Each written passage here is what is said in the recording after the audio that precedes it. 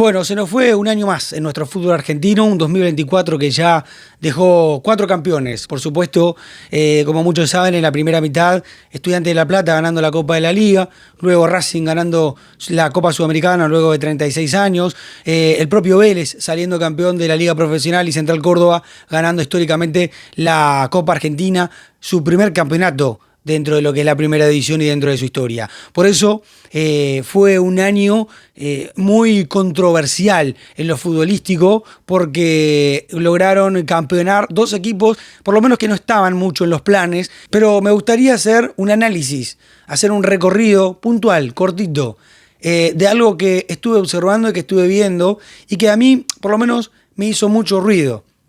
Dicho esto, nosotros, como argentinos, vivimos nuestro fútbol de una manera muy particular. Tratamos siempre de trazar un paralelismo con lo que es el fútbol europeo. En este sentido, tratamos siempre de que nuestro equipo pueda jugar lo más parecido a lo que pueda llegar a realizar un equipo europeo.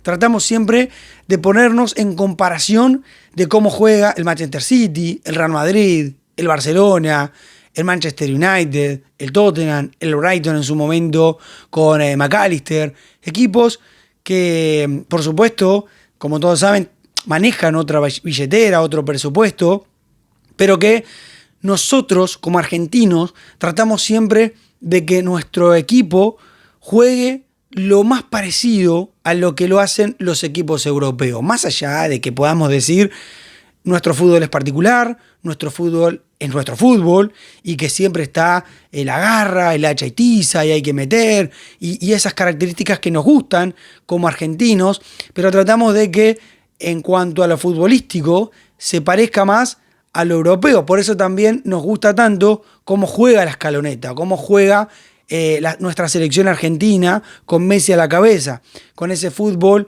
de triangulación, de toques en primer pase, de juego rápido, de un juego dinámico, donde los laterales se incorporen al ataque y se complementen con los volantes como con los delanteros, y todas estas innovaciones y todo este cambio de ritmo que empieza a surgir en nuestro fútbol argentino, ni hablar esa revolución que generó ese falso 9, ya dejando de lado ese 9 tradicional que se estacionaba en el área chica para poder definir las jugadas, poniendo como ejemplo en su máximo esplendor a Martín Palermo. Dejamos de tener un poco a ese 9 dentro de lo que es el fútbol mundial y cada vez se ve menos en nuestro fútbol argentino. Y empezamos a buscar un 9 con otras características, con mucha más movilidad, con más retroceso, con una habilidad ya no tanto solo la de definir, sino también la de manejar la gambeta, manejar los dos perfiles,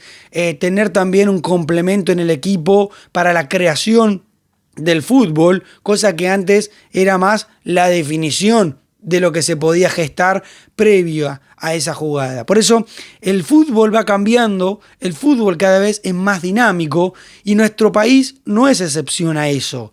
Entonces vivimos de esa forma nuestro fútbol argentino y uno escucha tanto a un hincha de Boca o de River como a un hincha de Banfield, de Quilmes o equipos del ascenso decir jugamos mal. No pueden hacer 2 o 3 pases seguidos, los hinchas enojándose con sus jugadores porque no pueden armar una buena jugada de ataque y concluir en gol, porque no pueden armar 2 o 3 jugadas con cambio de ritmo, con aceleración y ganar partidos de manera seguida.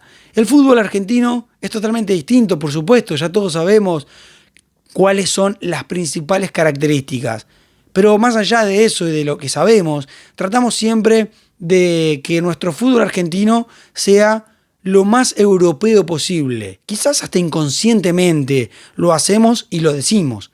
Pero la realidad es que queremos que eso suceda. Nos gusta ver que nuestro equipo juega bien, que nuestro equipo toquetea con la pelota, que nuestro equipo va para adelante, que nuestro equipo pueda lograr todo lo que mencioné anteriormente. Nos gusta. Entonces, más allá de que hay una garra incorporada, de que hay un deseo de todo el tiempo meter y echar y tiza, también inconscientemente queremos que nuestro fútbol argentino pueda ser un fútbol vistoso, puntualmente hablando de nuestros equipos. En este sentido, dos de los que consiguieron salir campeones este año, que lo mencionábamos al principio del video, tienen características totalmente opuestas a lo que mencionaba.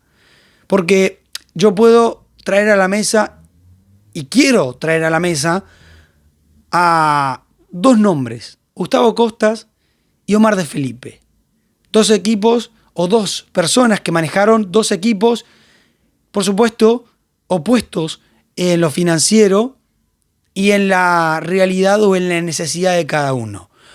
Racing armándose para competir en el plano local y para competir en el plano internacional, y por supuesto Central Córdoba, que trajo a Omar de Felipe para escaparle a los puestos de descenso, para escaparles a la zona de la tabla anual, a la zona de promedios, para intentar sumar y de esta manera no estar ni complicado este año y por supuesto el año que viene para no estar complicado en ese sentido.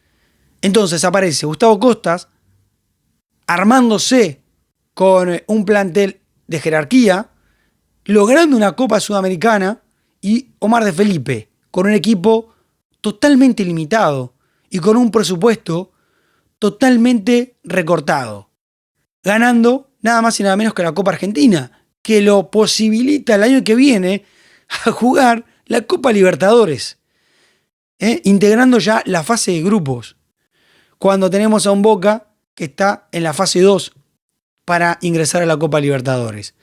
Pero más allá de todo eso conseguido, yo quiero traer a la mesa lo que se hablaba en un principio. Porque yo recuerdo a muchos que decían que Víctor Blanco, presidente en ese momento de Racing, traía a Gustavo Costas porque era barato, porque no había presupuesto, porque era lo más accesible, porque no se quería invertir, porque no se quería gastar en un técnico más moderno. Entonces traían a un técnico porque era barato, porque tenía esas cualidades. Y yo lo he escuchado de muchos a esto. Gustavo Costas no va a funcionar en Racing.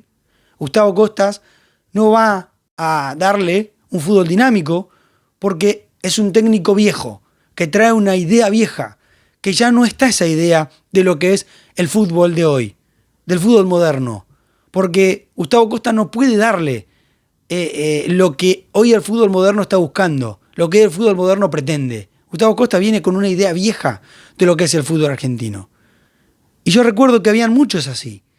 Entonces, Gustavo Costas rompió con ese relato hegemónico que se había instalado en ese tiempo, en ese momento. Y por el otro lado, Central Córdoba, que como decíamos al principio, llega con la contratación de Omar de Felipe para sumar, para escaparle abajo. Y empezó a ganar partidos importantes. Y se empezó a animar. Y empezó a ir por más. Y terminó ganando una Copa Argentina. Ahora, en este sentido, a mí lo que me hace ruido y lo que es interesante de analizar es lo que representan hoy estos dos técnicos. Y lo que vienen a reivindicar estos dos técnicos. Que para muchos, pasados de moda, pasados de tiempo, pasados de modernidad en el fútbol argentino, pasados de la idea nueva, pasados de todo esto. Entonces, cuando hablo de que vienen a reivindicar, vienen a pararse y a decir, che, pará, los Gustavo Costas no estamos muertos, los Omar de Felipe no estamos muertos, todavía vivimos, todavía existimos. Entonces, mientras se habla de técnicos jóvenes, como Gago, como Crespo, como Heinze, como tantos otros que arrancan, el Chapo Uraña, sin ir más lejos, hace poco siendo flamante técnico de Nueva Chicago, y así técnicos que tuvieron su paso moderno por el fútbol, empiezan a ser mejor vistos, por así decirlo, para poder interpretar ese fútbol moderno que se pretende hoy en día. Pero Gustavo Costas y Omar de Felipe vienen a romper con eso. Y vienen a decir, che, los Madelón todavía pueden. Los Zielinski todavía pueden. Los Kudelka todavía pueden. No están olvidados.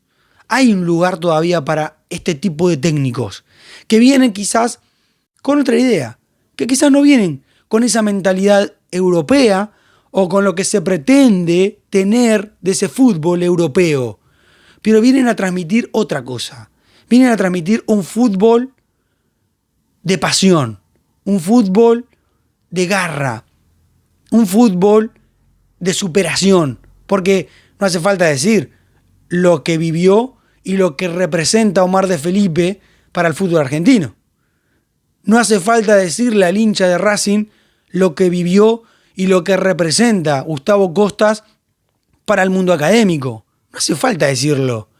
Entonces, yo creo que cuando se habla de fútbol dinámico, que cuando se habla de un fútbol europeo, que cuando se habla de un fútbol moderno, está buenísimo, pero ese fútbol hay cosas que no puede transmitir, hay cosas que no puede impactar, hay cosas a las que nunca va a poder llegar y que yo creo que son en las emociones de los jugadores.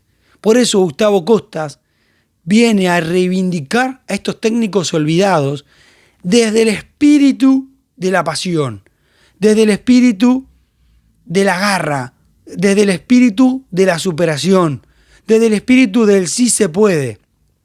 Y ni hablar Omar de Felipe, que viene a hacer lo mismo con sus características, con sus herramientas, con Central Córdoba, un equipo totalmente modesto de nuestro fútbol argentino, demostrando que con estas características más relacionadas a los valores del ser humano, a la técnica o la táctica de un juego, pueden alcanzar cosas importantes y pueden alcanzar o pueden estar por encima de todo lo demás.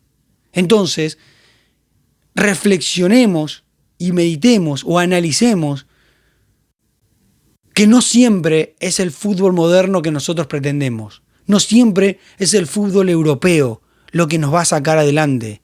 No siempre es el fútbol dinámico y vistoso lo que nos puede llegar a conquistar un campeonato para nuestro equipo. Hay valores que se tienen que transmitir puntualmente en las emociones del jugador. Y cuando se logra transmitir ese mensaje, vale mucho más que las mejores técnicas y tácticas que se puedan implementar dentro de nuestro fútbol argentino.